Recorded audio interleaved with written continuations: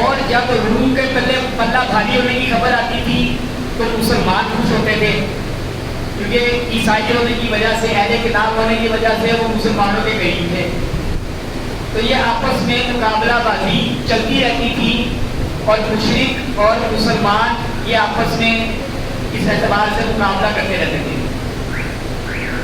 خبر آئی کہ روم جو ہے یہ پسپا ہو رہا ہے، یعنی عیسائی سلطنت جو ہے یہ شکست کھا رہی ہے ایران سے، اور ایرانی ان کے اوپر غالب آتے جا رہے ہیں، اور بالکل یعنی کہ روم کی سلطنت کا خاتمہ ہونے والا ہے۔ جب یہ خبر آئی تو مشرک بڑے خوش ہوئے، ابو جہل وغیرہ نے بڑی خوشی منائی، اور مسلمانوں کو کہا جس طرح کو عیسائی سلطنت ختم ہو رہی ہے، ایران اس کو ختم کر رہا ہے، ہم بھی تمہیں ختم کر دیں گے۔ یہ واقعہ ہے اسلام کے بالکل ابتدائی دور کا۔ مسلمانوں کو بڑا دکھ ہوا کہ رومی سلطنت کا خاتمہ ہو رہا ہے، کہ مسلمانوں کو امید تھی کہ عیسائی ہمارے قریب ہے، یہ غالب آ گئے تو شاید ہمیں بھی کوئی فائدہ پہنچے۔ تو اس وقت قرآن کی یہ آیت نازل ہوئی، سورہ روم، الف لام میم غلبت الروم، کہ ابھی تو روم مغلوب ہو رہا ہے، یعنی عیسائی سلطنت ابھی شکست کھا رہی ہے ایرانیوں کے حقوں۔ فی ادنی الارض وهم من بعد غلبهم سیغلبون، زمین کے قریب کے حصے میں یہ غالب ہو رہے ہیں، مگر اب ان قریب ابھی یہ مغلوب ہو رہے ہیں، رومی ابھی شکست کھا رہے ہیں۔ وَمِن بَعْدِ غَلَبِهِمْ سَيَغْلِبُونَ، ان قریب ایسا ہوگا کہ رومی پھر غالب آ جائیں گے، یعنی عیسائی سلطنت جو ابھی شکست کھا رہی ہے تھوڑے عرصے میں یہ پھر غالب آ جائے گی۔ فی بضع سنین، تھوڑے ہی عرصے میں۔ للہ الامر من قبل ومن بعد، امر معاملہ اللہ ہی کے ہاتھ میں ہے، پہلے بھی اور بعد بھی۔ وَيَوْمَئِذٍ يَفْرَحُ الْمُؤْمِنُونَ، اور اس دن مسلمان بڑی خوشی منائیں گے۔ بِنَصْرِ اللَّهِ، اللہ کی مدد کے ساتھ، يَنْصُرُ مَن يَشَاءُ، اللہ جس کی چاہے مدد کرے۔ وَهُوَ الْعَزِيزُ الرَّحِيمُ، اور وہ غالب رحم کرنے والا ہے۔ وعد اللہ، اللہ کا وعدہ ہے کہ رومی پھر غالب آ جائیں گے ایرانیوں کے اوپر۔ وعد اللہ، اللہ کا وعدہ ہے، لا یخلف اللہ وعدہ، اللہ اپنے وعدے کے خلاف نہیں کرتا۔ ولکن اکثر الناس لا یعلمون، لیکن اکثر لوگ یہ بات نہیں جانتے۔ یعلمون ظاہرا من الحیات الدنیا، وہ تو دنیاوی زندگی کے ظاہر کو دیکھ رہے ہیں، انہیں ظاہری طور پہ یہ نظر آ رہا ہے کہ ایرانی غالب آ رہے ہیں اور رومی مغلوب ہو رہے ہیں۔ وَهُمْ عَنِ الْآخِرَةِ هُمْ غَافِلُونَ، وہ آنے والے وقت سے آخرت سے غافل ہیں۔ اچھا، جب یہ آیت نازل ہوئی تو سب سے بڑا صدیقین کا جو امام تھا، صدیقین کا امام تھا، جو سب سے زیادہ تصدیق کرنے والا تھا، حضرت ابو بکر صدیق رضی اللہ تعالیٰ عنہ، انہوں نے جب یہ آیت نازل ہوئی، وحی آئی کہ ان قریب رومی پھر غالب آ جائیں گے، عیسائی سلطنت پھر غالب آ جائے گی، تو ابو جہل جو ان کو تانے دے رہا تھا، مذاق کر رہا تھا، اور ابو بکر صدیق نے کہا اچھا ایسا کر، میرے سے شرط لگا دے، میرے سے شرط لگا دے کہ رومی پھر غالب آ جائیں گے۔ وہ ہنسنے لگا، میں نے کہا مذاق کر رہا ہے، روم تو بالکل ختم ہو رہا ہے۔ میں نے کہا نہیں، یہ اللہ کے نبی پہ وحی نازل ہوئی ہے اور اس پر میرا 100% یقین ہے، وہ کے اسباب یہ نہیں بتا رہے، ظاہری طور پہ یہ نہیں لگ رہا، مگر کیونکہ اللہ کے نبی کی زبان اقدس سے نکلا ہے، وہی نازل ہوئی ہے، تو مجھے شرط لگا دے۔ 3 سال کی شرط لگی 10 فٹوں پہ، کہ 3 سال کے اندر حضرت ابو بکر صدیق نے فرمایا کہ میں شرط لگاتا ہوں 3 سال کے اندر رومی غالب آ جائیں گے، نہ آئے تو میں تجھے 10 فٹ دوں گا، ورنہ تو مجھے 10 فٹ دے۔ حضرت ابو بکر صدیق شرط لگا کر آ گئے اللہ کے نبی کے پاس۔ اس وقت شرط لگانا حرام نہیں ہوا تھا، اسلام کے ابتدائی دور کا، اور ویسے بھی جب کام کرنے والا وہ اتنا بڑا آدمی ہو نا، اتنا بڑا آدمی ہو، تو پھر اس کے اندر کوئی نہ کوئی جواز کی صورت ہوتی ہے۔ بہرحال یہ شرط لگا کے اللہ کے نبی کے پاس آئے تو اللہ کے نبی نے فرمایا ایسا کرو، اللہ نے قرآن میں کہا ہے تھوڑے سالوں میں، بضع، یہ کم سے کم ہوتے ہیں 9 سال، تم ایسا کرو 3 سال کی نہیں، تم 9 سال کی شرط لگاؤ، اور 9 سال اور 10 اونٹ کی شرط نہ لگاؤ، 100 اونٹ کی شرط لگاؤ، کہ اللہ نے کہا ہے کہ رومی پھر غالب آئیں گے. ہوا یہ حضرت ابوبکر صدیق گئے, ابو جہل سے کہا 3 نہیں 9 سال کی شرط ہے, اور 10 اونٹ نہیں 100 اونٹوں پہ شرط لگا. ابو جہل نے مان لیا, اور پھر واقعی ایک وقت آیا 9 سال کے اندر اندر رومی پھر غالب آ گئے اور ایران مغلوب ہو گیا. ابو جہل تو مر چکا تھا غزوہ بدر میں, پھر اس کے بیٹوں نے 100 اونٹ دیا حضرت ابوبکر صدیق کو رضی اللہ تعالیٰ عنہ. اچھا, اب اس سارے چیپٹر سے, اس سارے قصے سے مقصد کیا ہے؟ مقصد کیا ہے؟ اللہ نے قرآن میں یہ سورہ روم میں کیوں بیان کیا کہ رومی غالب آ جائیں گے, حالانکہ وہ عیسائی تھے, اور ایرانی مغلوب ہو جائیں گے, اور مسلمان اس پہ بہت خوش ہوتے تھے, دلچسپی رکھتے تھے, اور اللہ کے نبی نے کہا شرط لگاؤ. وجہ کیا ہے؟ وجہ یہ ہے کہ ایک مسلمان کی شان یہ ہونی چاہیے کہ وہ قوموں کی دوڑ میں تمام عالم پہ نظر رکھے اور دیکھے کہ کہاں کہاں سے کس کس طرح اسلام کا غلبہ ہو سکتا ہے اور اسلام کو فتح نصیب ہو سکتی ہے. مومن کی شان یہ ہے کہ وہ عالمی حالات پہ نظر رکھے, یہ مومن کی شان ہے. آپ دیکھ رہے ہیں حضرت عمر رضی اللہ تعالیٰ عنہ, اللہ کے نبی کا سب سے بڑا خلیفہ, خلیفہ اعظم کون؟ حضرت عمر فاروق رضی اللہ تعالیٰ عنہ. کیا 4 دیواری میں بیٹھ گئے تھے؟ کیا گھر کے اندر قید ہو کے بیٹھ گئے تھے؟ نہیں. گورنر مقرر کیا عمر بن عاص رضی اللہ تعالیٰ عنہ, صحابی رسول ہیں. گورنر مقرر کرتے تھے اور کہتے تھے مجھے کوئی شکایت نہ پہنچے تمہاری. یہ بات یاد رکھنا, تمہارے اندر عیش پرستی میں نہ دیکھوں نہ میں سنوں. حضرت عمر بن عاص کا بیٹا گورنر تھے, ایک مقابلہ ہوتا گھوڑ دوڑ کا, کسی غریب کے بچے سے کوئی چپکلش ہو گئی تو اس کو کوڑے مارے اور کہا تجھے پتہ نہیں میں کتنے بڑے باپ کا بیٹا ہوں, تو جانتا نہیں ہے مجھے. یہ شکایت مدینہ پہنچی حضرت عمر کے پاس رضی اللہ تعالیٰ عنہ. اور نے کہا عمر بن عاص کو تو بھی آ جا, اپنے بیٹے کو بھی لے کے آ جا. دربار میں پیش کیا, صحابی رسول ہیں حضرت عمر بن عاص, بیٹے کو بھی پیش کیا. بیٹے کو کہا تو نے کوڑے مارے تھے غریب کو, اور یہ کہا تھا میں کتنے بڑے باپ کا بیٹا ہوں. اس نے کہا جی میں نے مارے تھے. کوڑا دیا اس غریب کے ہاتھ میں, اور کہا مار اس کو کوڑے, اس کے بیٹے کو مار, کوڑے مار کسی طرح جس طرح اس نے تجھے مارے تھے. کھڑے دربار میں حضرت عمر بن عاص رضی اللہ تعالیٰ عنہ جو گورنر ہیں ان کے بیٹے کو کوڑے مروائے, اور پھر کہنے لگے یہ 2 کوڑے اس کے باپ کو بھی مار, یہ 2 کوڑے اس کے باپ کو بھی مار, کیونکہ اس کی وجہ سے اس نے یہ بات کہا تھا اس کے بیٹے نے تجھے پتہ نہیں میں کتنے بڑے باپ کا بیٹا ہوں, 2 کوڑے اس کو بھی لگا. گورنر نے کہا حضرت انصاف کا حق پورا ہو گیا, میرے بیٹے نے زیادتی کی تھی, سزا مل گئی, اب جانے دیں. حضرت نے کہا نہیں, یہ 2 کوڑے تجھے بھی مارے گا. بہرحال مارنے والے نے کہا کہ میرا حق ادا ہو گیا. یہ اللہ کے نبی کے خلیفہ اعظم تھے حضرت عمر رضی اللہ تعالیٰ عنہ. ایران کو فتح کرنے والے, روم کو فتح کرنے والے حضرت عمر رضی اللہ تعالیٰ عنہ. مومن کی شان یہ نہیں ہے کہ وہ زندگی غفلت سے گزارے. 14 اگست آ رہی ہے, کتنے نوجوان مجھے نظر آ رہے ہیں. ابھی کسی کو کھڑا کر کے پوچھوں نا کہ پاکستان کیوں بنایا گیا تھا, تو جواب ملے گا کہ ہم ہندوؤں کے ساتھ اکٹھے نہیں رہ سکتے. ابھی یہ جواب ملے گا. اور یہ بھی نہیں پتا ہماری نوجوان نسل کو کہ پاکستان کی تحریک انگریزوں کے خلاف شروع ہوئی تھی.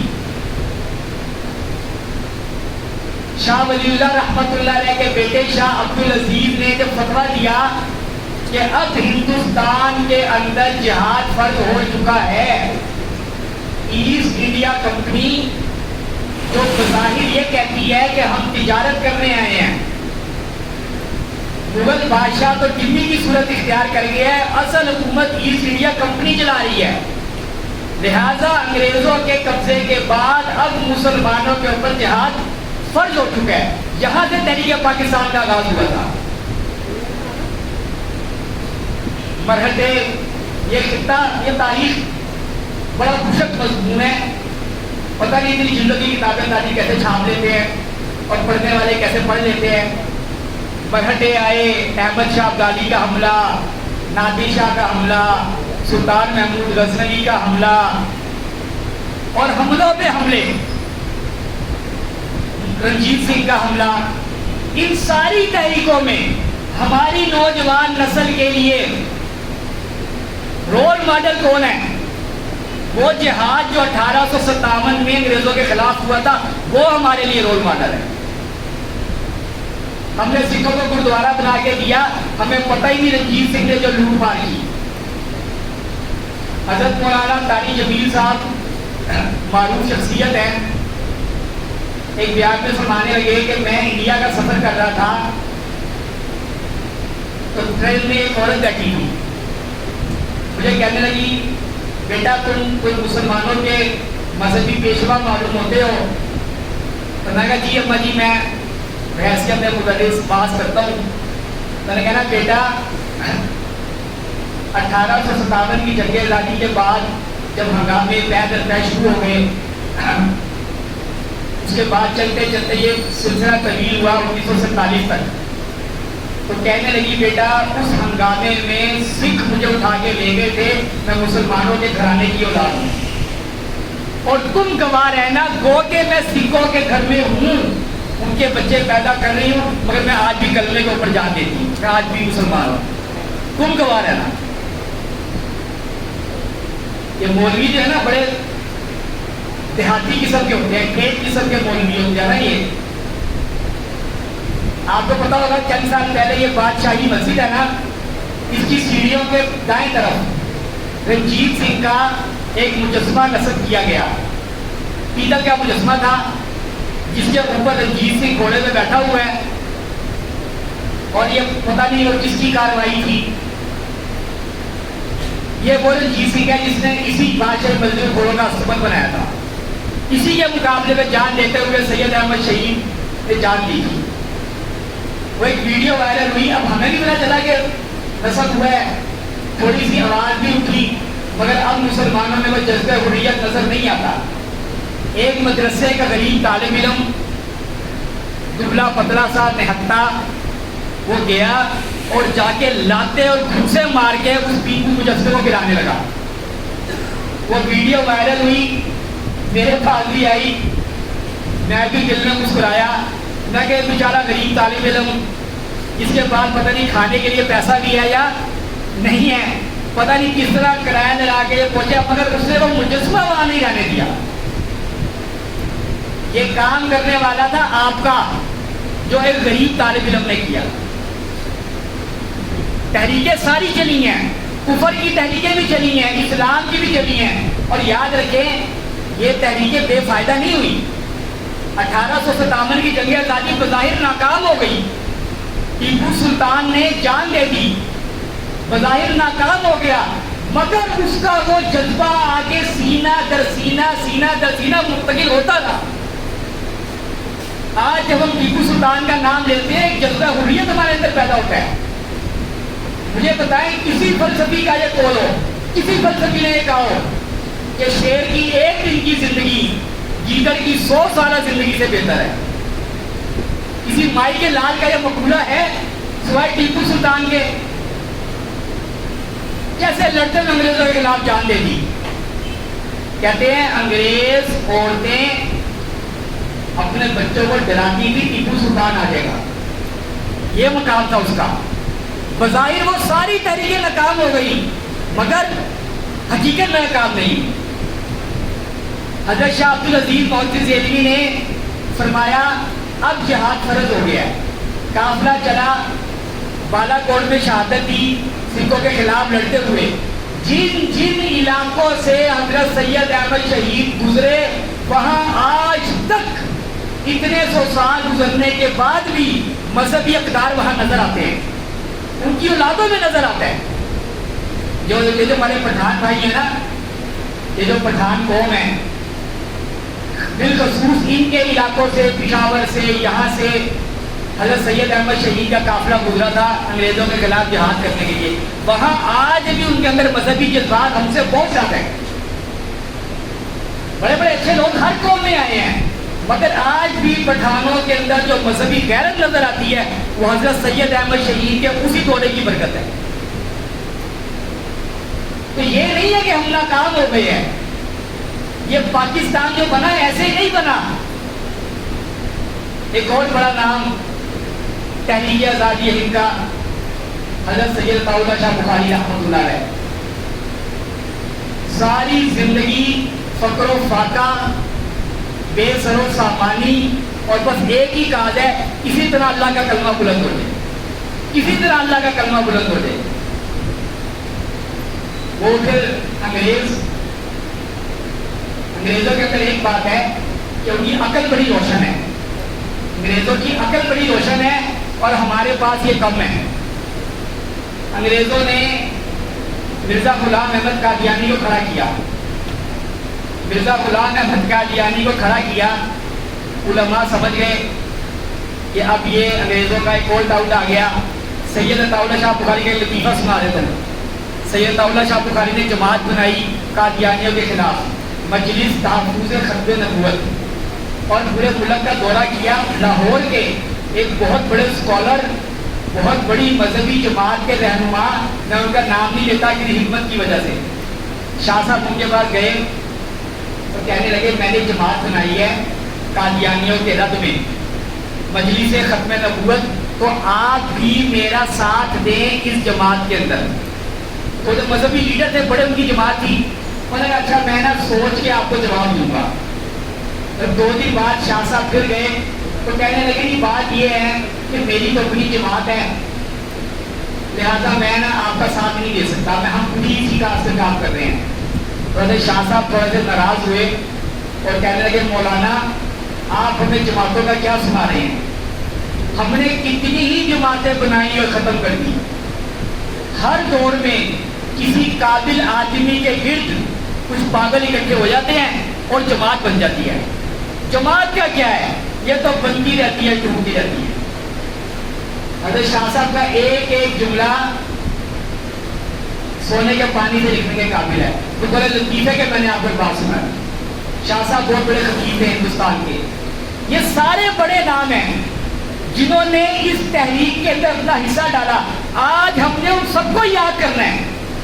میڈیا آپ کو ان کا نام نہیں بتائے گا، میڈیا نہیں بتائے گا مولانا ظفر علی خان کون تھے، مولانا محمد علی جوہر کون تھے، مولانا ابوالکلام آزاد کون تھے، حکیم اجمل خان کون تھے، ڈاکٹر انصاری کون تھے، مولانا شوکت علی کون تھے، علامہ اقبال کون تھے، یہ سارے وہ لیڈر ہیں۔ حضرت سید احمد شہید کون تھے، حضرت شاہ ولی اللہ کون تھے، حضرت شاہ عبدالعزیز کون تھے، یہ سارے وہ لوگ ہیں جنہوں نے انگریز کے خلاف بنفس نفیر جہاد کیا ہے، جیلیں کاٹی ہیں۔ آج کے نوجوان کو اس کا علم نہیں ہے۔ 14 اگست پہ ہلڑ بازی تو کرنی ہے نوجوانوں نے، خون کی گرمی بھی تو دکھانی ہے نا، ہلڑ بازی کریں، مگر یاد رکھیں اصل جو تحریک تھی وہ انگریزوں کے خلاف تھی، ہندوؤں کے خلاف نہیں تھی۔ ہندوؤں کو تو ہمارے بڑوں نے ساتھ ملایا تھا، انگریز کو اس خطے سے نکالنے کے لیے یہ ڈپلومیسی اختیار کی تھی ہمارے بڑوں نے کہ ہندوؤں کو ساتھ ملا کے نکالا تھا۔ مگر کہتے ہیں نا منزل انہیں ملی جو شریک سفر نہ تھے۔ وہ پورا ہندوستان جس پر 200 سال ہم نے حکومت کی، وہ اکثریت حصہ کون لے گیا؟ ہندو لے گئے، اور ہمیں وہ چھوٹا سا خطہ مل گیا۔ ادھر بچوں کو بہلاتے ہیں نا، بچہ کہتا ہے بیٹا بابا جی میں نے کھانے کی چیز لینی ہے، کہتے ہیں بیٹا ابھی نہ لو، یہ تھوڑی ٹافی لے لو، وہ ٹافی لے کے ہمیں مطمئن کر دیا گیا۔ اللہ کا قانون تھا کہ ہمارے سے دہلی جانا تھا، سہارنپور جانا تھا، تھانہ بھمو، جو ہمارے مراکز تھے وہ سارے چلے گئے، اور کیا ملا؟ لالی پاپ، چھوٹا سا لالی پاپ ہمیں مل گیا۔ افسوس کریں تو کیا نہ کریں. بہرحال اللہ کی حکمت تھی، یہ ہمارے ساتھ ہونا تھا. سید عطا اللہ شاہ بخاری مولانا ابوالکلام آزاد کے بڑے معتقد تھے. مولانا ابوالکلام آزاد سے کسی نے پوچھا حضرت پاکستان جب بنے گا یہ جو تقسیم اس طریقے سے ہو رہی ہے ہوگا کیا، اس کا نتیجہ کیا نکلے گا؟ مولانا ابوالکلام آزاد کے بارے میں کہتے ہیں 10 دماغوں کا ایک آدمی. بڑے سے بڑا فلسفی نکلتا تھا تو سر جھکتا ہوا نکلتا تھا کہ کتنا بڑا آدمی ہے. اس کے بارے میں نہرو کہتا تھا، گاندھی ایسا بندہ کہتا تھا کہ ہم جب اس کے پاس کوئی منصوبہ لے کے آتے ہیں تو یہ اس کو ایسے گرا دیتے ہیں جیسے بچے مٹی کے گھروندے کو گرا دیتے ہیں. اتنا بڑا آدمی. کسی نے پوچھا مولانا ابوالکلام آزاد سے کہ پاکستان جب بنے گا تو نتیجہ کیا نکلے گا؟ تو مولانا ابوالکلام آزاد نے تاریخی جملہ کہا، ورنہ ہندوستان میں مسلمان مظلوم رہیں گے اور پاکستان میں اسلام. ہندوستان میں مسلمان مظلوم رہیں گے، پاکستان میں اسلام. سید سلیمان ندوی آئے پاکستان بننے کے بعد، مسلمانوں کو کہنے لگے تمہیں اب ہر چیز نئے سرے سے بنانی پڑے گی. تمہارے تعلیمی مراکز ہندوستان میں رہ گئے، تمہاری صنعتیں ساری وہی رہ گئی، تمہیں نئے سرے سے محنت کرنے کی ضرورت پڑے گی. تو ہمیں انڈیا کے مقابلے میں دگنی محنت کی ضرورت ہے. مگر اگر جذبہ خالص ہو، نیت ٹھیک ہو تو انشاءاللہ اللہ تعالیٰ اس میں بھی خیر پیدا کر دیں گے. اور خیر نکلی کہ نہیں نکلی؟ خیر نکلی.